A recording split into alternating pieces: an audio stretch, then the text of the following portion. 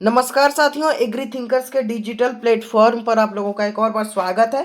दोस्तों है आज है 4 जनवरी 2024। आपके 5 डे फिजिक्स का आज डे 4 है, चौथा दिन है आज। इससे पहले हमने फिजिक्स की 3 यूनिट जो है वो आपको बता दी है और ये 5वीं यूनिट है जिसका नाम है प्रकाशिकी। इसको इंग्लिश में कहते हैं ऑप्टिक्स। इसके यहाँ पे आप देख सकते हैं, यहाँ पर कुछ इमेजेस ली गई हैं प्रकाशिक यंत्र की जो है मानव नेत्र टेलीस्कोप जो दूरबीन होता है उसकी यहाँ पर जो है इमेजेस दिखाई गई हैं टेलीस्कोप की। तो इन सभी के बारे में जो है आज हम डिस्कस करने वाले हैं, प्रकाशिकी यानी ऑप्टिक्स के बारे में पूरी तरह से डिस्कस आज हम 4 जनवरी जो इस वीडियो में आज हम करेंगे। 5 डे फिजिक्स का चौथा दिन है और जो पहली यूनिट है मैकेनिक्स उसको हम कल यानी 5 जनवरी को आपको प्रोवाइड करेंगे अपने चैनल पर। तो चलिए इस वीडियो को हम जल्दी से जल्दी इस क्लास को स्टार्ट करते हैं।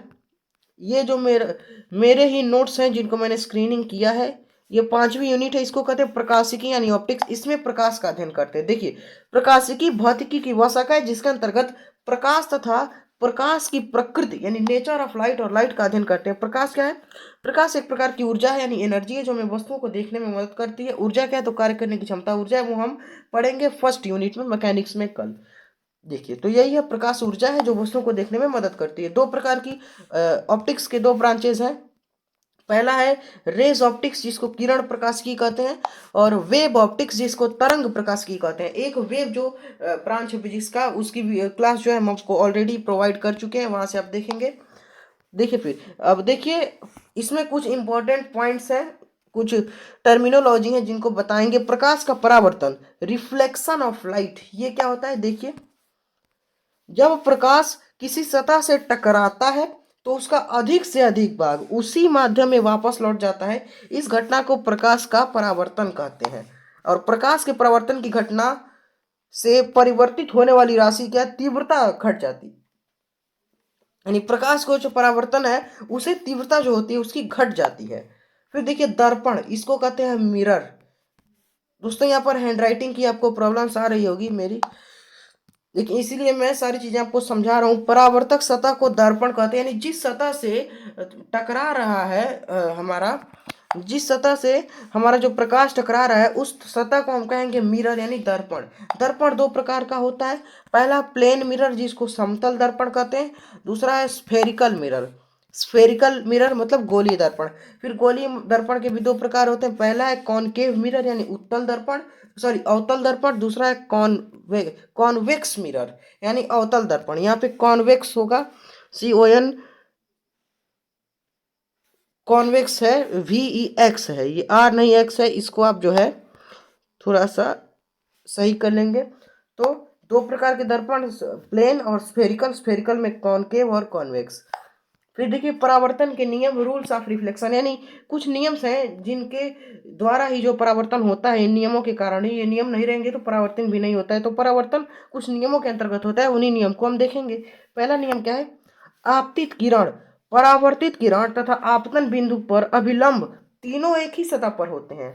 इसका मतलब है कि जो आपतित किरण है आने वाली, और जो परावर्तित होकर जाने वाली किरण है आपतन और आपतन बिंदु पर अभिलंब जो है तीनों एक ही सतह पर होते हैं। आपतन कोण का मान परावर्तन कोण के मान के बराबर होता है और परावर्तन का नियम सभी दर्पणों पर लागू होता है। समतल दर्पण की वक्रता त्रिज्या अनंत होती है और समतल दर्पण का रेखीय आवर्धन +1 होता है। ये पूछा जाता है तो आप याद रखेंगे +1 होता है समतल दर्पण का रेखीय आवर्धन। नोट, ये देखिए रेखीय आवर्धन, फिर देख लें क्या होता है। रेखीय आवर्धन जो है प्रतिबिंब की लंबाई बटे वस्तु की लंबाई, इसी को कहते हैं रेखीय आवर्धन M।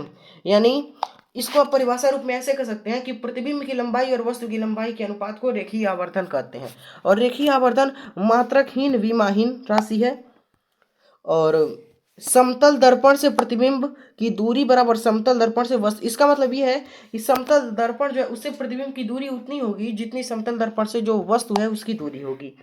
समतल दर्पण द्वारा बना प्रतिबिंब होता है आभासी सीधा वस्तु के बराबर। इसका मतलब कि जो समतल दर्पण जो इमेज बनाएगा वो आभासी होगी, यानी सही नहीं, माने असली नहीं होगी, सीधा होगा और वस्तु के बराबर, छोटा बड़ा नहीं। आभासी प्रतिबिंब को पर्दे पर नहीं देखा जा सकता है और समतल दर्पण द्वारा बना प्रतिबिंब पार्श्वीय उल्टा होता है। ठीक है, फिर क्या है यहाँ पर, जब कोई व्यक्ति समतल दर्पण की ओर v वेग से गतिशील हो, ये वेग वगैरह जो है इसको हम फर्स्ट यूनिट में पढ़ेंगे यांत्रिकी में। v वेग से गतिशील हो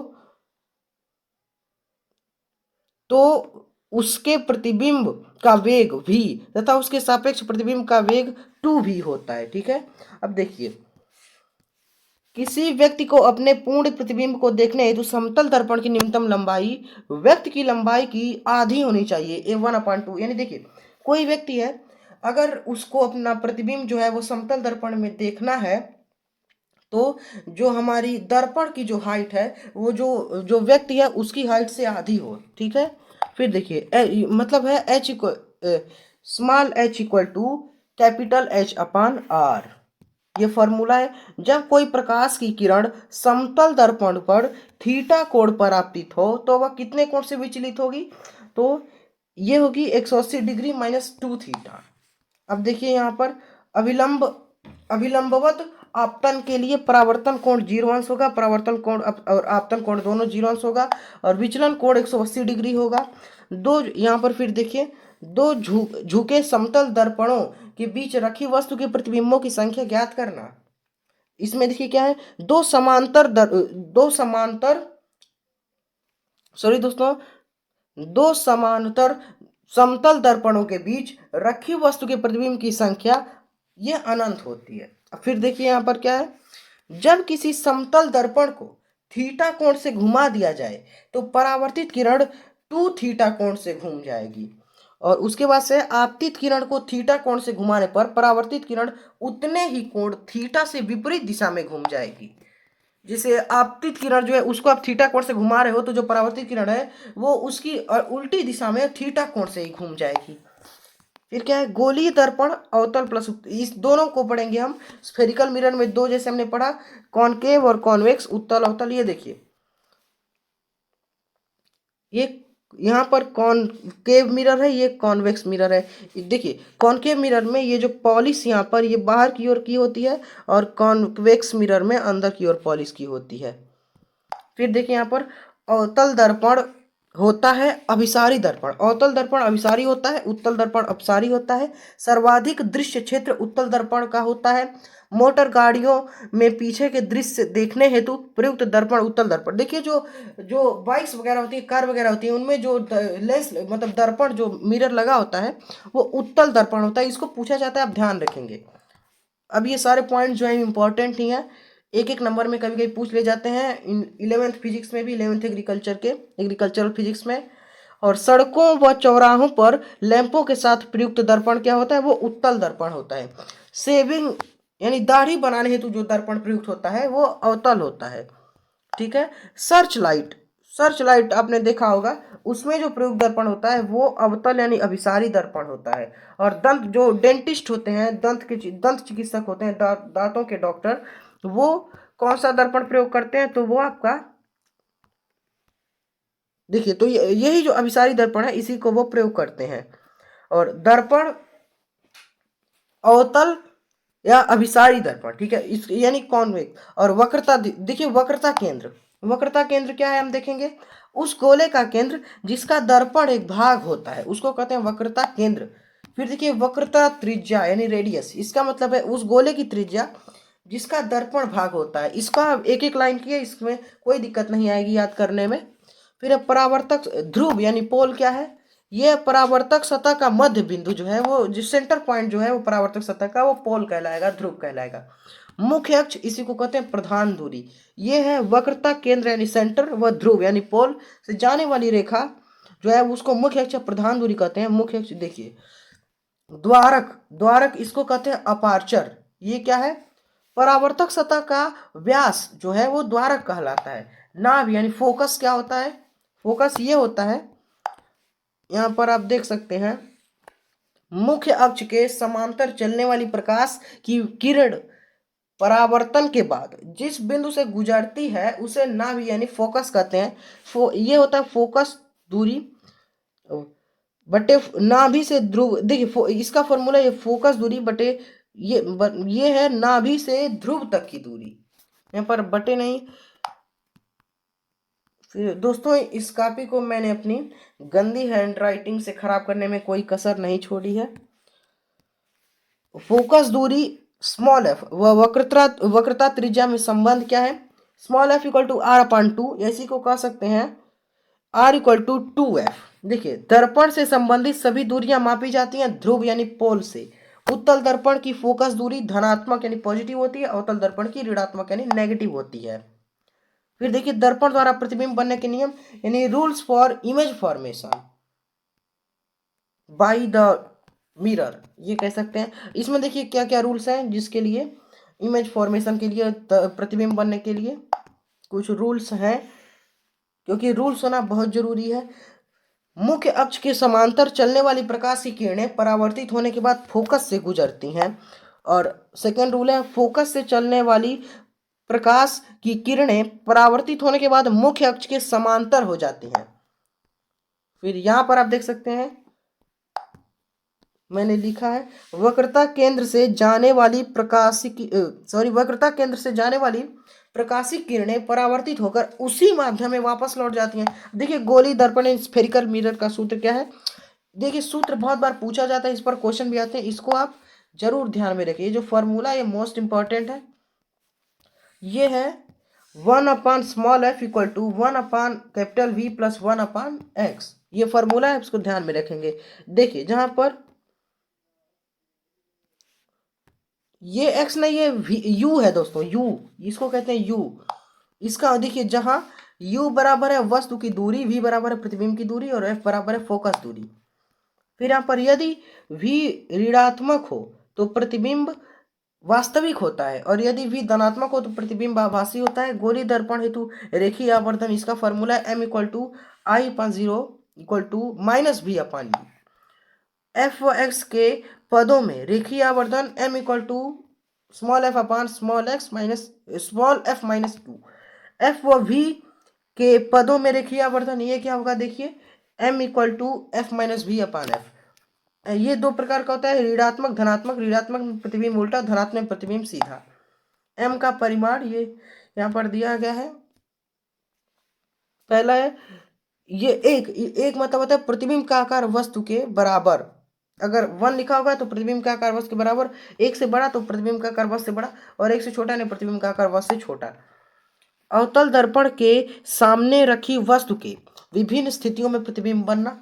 इसमें देखिए क्या क्या है, इसमें पहला इसमें पॉइंट है जब वस्तु अनंत पर हो तो प्रतिबिंब वास्तविक तथा उल्टा फोकस पर बनते हैं और बिंदुवत होगा, ठीक है। फिर देखिए स्थिति 2 सेकेंड, यहाँ पे जो सिचुएशन है उसमें क्या है, इसमें ये है आपका जब वस्तु वक्रता केंद्र के पीछे हो। इसमें देखिए प्रतिबिंब पर फोकस और वक्रता केंद्र के बीच बनेगा, वो छोटा बनेगा। फिर स्थिति 3 तीसरी स्थिति क्या है, जब वस्तु वक्रता केंद्र पर हो, इसमें बनेगा वास्तविक उल्टा बराबर और सेंटर पर यानी वक्रता केंद्र पर।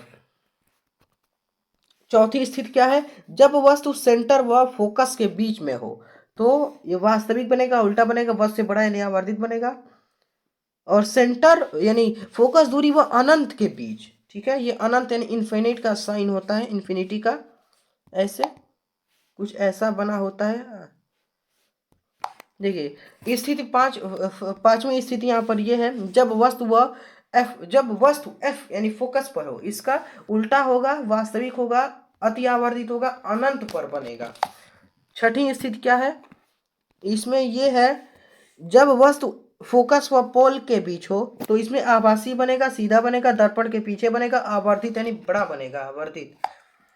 अब देखिए नोट में क्या पॉइंट्स दिए गए हैं, नोट में ये पॉइंट्स दिए गए हैं वस्तु की सभी स्थितियों के लिए उत्तल दर्पण द्वारा बना प्रतिबिंब होता है आभासी, सीधा, वस्तु से छोटा, दर्पण के पीछे, फोकस व पोल के बीच। अपवर्तनांक या निरपेक्ष अपवर्तनांक, इस ये क्या होता है, अपवर्तनांक का मान सदैव 1 से बड़ा होता है और ताप बढ़ाने पर मध्यम का अपवर्तनांक बढ़ता है। सबसे अधिक तरंग दैर्ध्य लाल रंग का होता है, सबसे कम तरंग दैर्ध्य यानी वेवलेंथ जो है वो बैंगनी रंग का होता है। वेवलेंथ यानी तरंग दैर्ध्य के बारे में हमने आपको वेव वाले चैप्टर में, वेव वाली यूनिट में बताया है। ये फॉर्मूला आप जरूर ध्यान में रखेंगे। लैम्डा आर इक्वल टू, ये देखिए ये फार्मूला इक्वल टू, ये फार्मूला जो है ये आपको ध्यान में रखना है, इससे क्वेश्चन बनते हैं। सबसे अधिक अपवर्तनांक बैगनी रंग का बताया, सबसे कम लाल रंग का। ये देखिए सबसे ज्यादा अपवर्तनांक हीरे का होता है 2.4, और जल का अपवर्तनांक 4/3 इक्वल टू 4/3 है, उसी को कह सकते हैं 1.33 होता है। कांच का अपवर्तनांक 3/2 या 1.5 होता है। दो माध्यमों में से जिसका अपवर्तनांक अधिक होता है उसे सघन माध्यम तथा दूसरे को विरल, देखिए जिसका अपवर्तनांक ज्यादा होगा उसे वो एक्सटेंस करेगा, यानी एक्सटेंसिव, यानी सघन माध्यम कहलाएगा। जिसका कम होगा उसको विरल माध्यम कहेंगे, दूसरे वाले को। प्रकाश का अपवर्तनांक देखिए वहां पे हमने रिफ्रैक्शन देखा, यानी परावर्तन। अब हम देखेंगे प्रकाश का अपवर्तन यानी रिफ्रैक्शन ऑफ लाइट। इसमें यह है आपका, जब कोई प्रकाश की किरण एक माध्यम से दूसरे माध्यम में जाती है तो वह अपने प्रारंभिक प्रारंभिक पद से विचलित हो जाती है। यह घटना प्रकाश का अपवर्तन कहलाती है। यानी कोई प्रकाश की किरण है और वो एक माध्यम से दूसरे माध्यम में जा रही है तो वो अपने प्रारंभिक पद से थोड़ा विचलित होगी। यह घटना जो है, ये इसी घटना को प्रकाश का अपवर्तन या रिफ्रैक्शन ऑफ लाइट कहते हैं।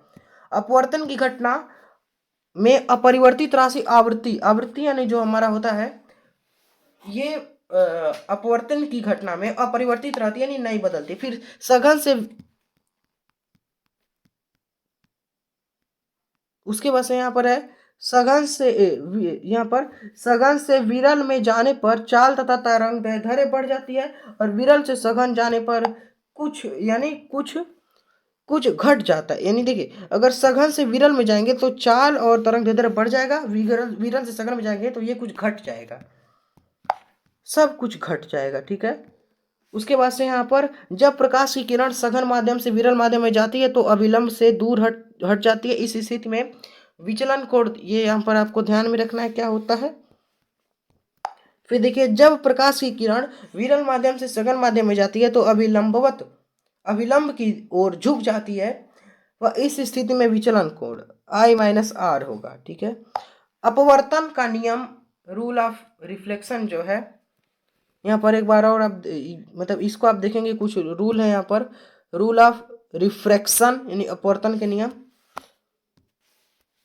आपतित किरण व परावर्तित किरण व आपतन बिंदु पर अभिलंब तीनों एक ही तल में होते हैं। ये द्वितीय नियम स्नेल का द्वितीय नियम कहलाता है, स्नेल का नियम कहलाता है। फिर आपतन कोण की ज्या व अपवर्तन कोण की ज्या जो है, इन दोनों का अनुपात नियत रहता है। ये यहाँ पर लिखा हुआ है sin I/sin f, ये नियत रहेगा।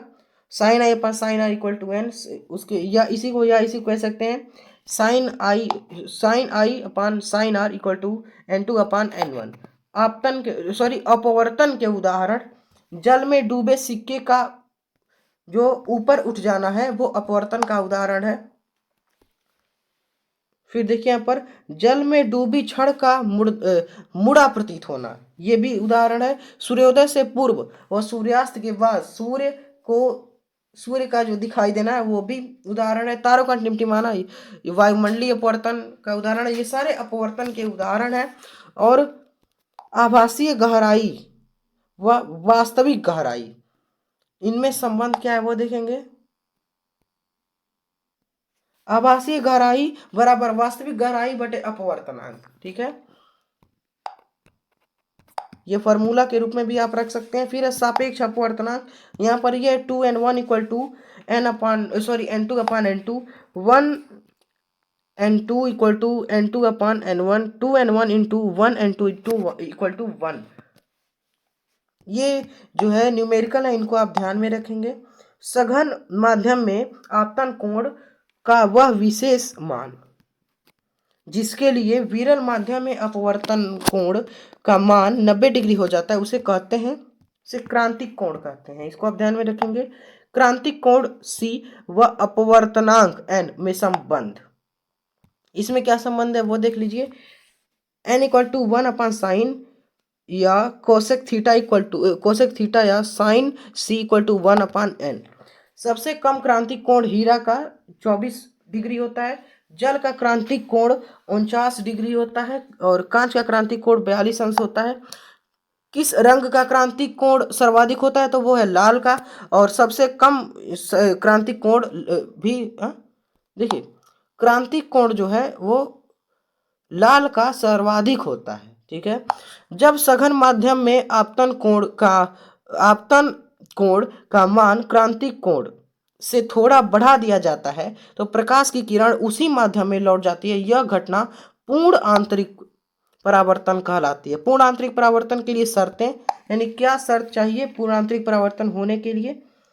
यहाँ पर यह है, प्रकाश को सघन माध्यम से विरल माध्यम में जाना चाहिए। सघन माध्यम में आपतन कोण का मान क्रांतिक कोण से बड़ा होना चाहिए। देखिए उसके बाद से अर्थात आई ये बड़ा होगा सी से। पूर्ण आंतरिक परावर्तन के उदाहरण इसमें हीरे का चमकना है, जल में वायु के बुलबुले का चांदी जैसा दिखाई देना है, रेगिस्तान में मरीचिका। और वेरी, ये देखिए इंपॉर्टेंट है, वेरी इंपॉर्टेंट, प्रकाशिक तंतु की क्रियाविधि ऑप्टिकल फाइबर। देखिए लेंस, इसमें हम लेंस के बारे में हम देखेंगे। देखिए लेंस क्या होता है? दो पृष्ठों से घिरा समांग पारदर्शी माध्यम लेंस कहलाता है, जिसमें कम से कम एक पृष्ठ हो। जैसे दो पृष्ठ हैं, जैसे ये पृष्ठ है, एक ये पृष्ठ है, इसके बीच के जो घिरा पारदर्शी, जो समांग पारदर्शी माध्यम होगा उसे कहेंगे लेंस। ठीक है। ये कम से कम एक पृष्ठ इसमें होना चाहिए, एक गोलीय पृष्ठ हो, स्फेरिकल सरफेस कह सकते हैं। फिर देखिए दो लेंस, यहाँ पे आपने पहले भी पढ़ा होगा, यहाँ पे टू टाइप्स ऑफ लेंस होते हैं। लेंस के दो प्रकार होते हैं। यहाँ पर पहला है, यहाँ पे हमने ऊपर भी, जैसे दर्पण है कॉन्वेक्स मिरर कॉनकेव मिरर, वैसे लेंस है कॉन्वेक्स लेंस और कॉनकेव लेंस। ये देखिए, यानी कॉन्वेक्स लेंस यानी उत्तल लेंस और कॉनकेव लेंस यानी अवतल लेंस। देखिए कॉन्वेक्स लेंस में क्या है, ये बीच में मोटा होता है, किनारों पर पतला होता है, अभिसारी लेंस होता है, फोकस दूरी इसकी ज्यादा होती है। कॉनकेव लेंस में बीच में पतला होगा और किनारों पर एकदम इसका उल्टा होगा। ठीक है। यानी कॉनकेव लेंस का उल्टा कॉनकेव और कॉनकेव का उल्टा कॉन्वेक्स। तो कॉनकेव में क्या है, ये आपका बीच में पतला होता है, किनारों पर मोटा होता है, अपसारी होता है, जबकि ये अभिसारी होता है। और ये फोकस दूरी कम होती है, जबकि यहाँ पर फोकस दूरी ज़्यादा होती है। और जल में वायु के बुलबुले अवतल लेंस की तरह कार्य करता है, जो वायु का बुलबुला होता है। दोस्तों अगर ऐसे आप अगर अंतर यानी डिफरेंस के बेस पर पढ़ते हैं तो आपको जल्दी और ज़्यादा समय तक आसानी से याद रहता है। तो दोस्तों यहाँ पर ये आपकी यूनिट जो है ये कंप्लीट होती है। यहाँ पर आप कुछ इंस्ट्रक्शंस दिए हुए हैं जिनको आपको फॉलो करना है। ठीक है। तो ये क्लास यहाँ पर ओवर होती है। अगर आपको इसका पीडीएफ जो है वो आपको चाहिए तो आप हमारे व्हाट्सएप ग्रुप को नीचे डिस्क्रिप्शन सेक्शन में लिंक है, वहाँ से आप ज्वाइन करेंगे, उस पर मैं पीडीएफ फॉरवर्ड करूँगा, वहाँ से आप डाउनलोड करके अपने खुद के सेल्फ नोट्स बना सकते हैं और रिवीजन करके अपनी जो प्रिपरेशन है उसको स्ट्रॉन्ग बना सकते हैं। और डिस्क्रिप्शन में और भी हमारी प्लेलिस्ट का लिंक है, जहाँ पर मैंने काफ़ी सारी वीडियोज़ जो हैं वो छात्रहित में वहाँ पर प्रोवाइड कराई हैं, उनको आप देख के वैल्यू एडिशन कर सकते हैं अपना। वहाँ पर मैंने इंटरमीडिएट एग्रीकल्चर और बीएससी एजी के भी काफ़ी सारे मैटर जो है वो प्रोवाइड किए, question paper solution, classes, test series वगैरह। तो मिलते हैं अगले वीडियो में दोस्तों। अब इसकी लास्ट यूनिट जो है यांत्रिकी, इसको कहते हैं हम मैकेनिक्स, वो पहली यूनिट है लेकिन वो काफ़ी बड़ी यूनिट है, इसलिए उसको हम कल यानी 5वें दिन पढ़ेंगे। डे 5 के 5 जो 5वां दिन है उस दिन पढ़ेंगे। और उसमें हमको 3-4 लेक्चर मुझे लगता है लाना पड़ेगा, क्योंकि वो बड़ी यूनिट है। तो मिल लेते हैं अगले वीडियो में। Thanks for watching, have a nice day.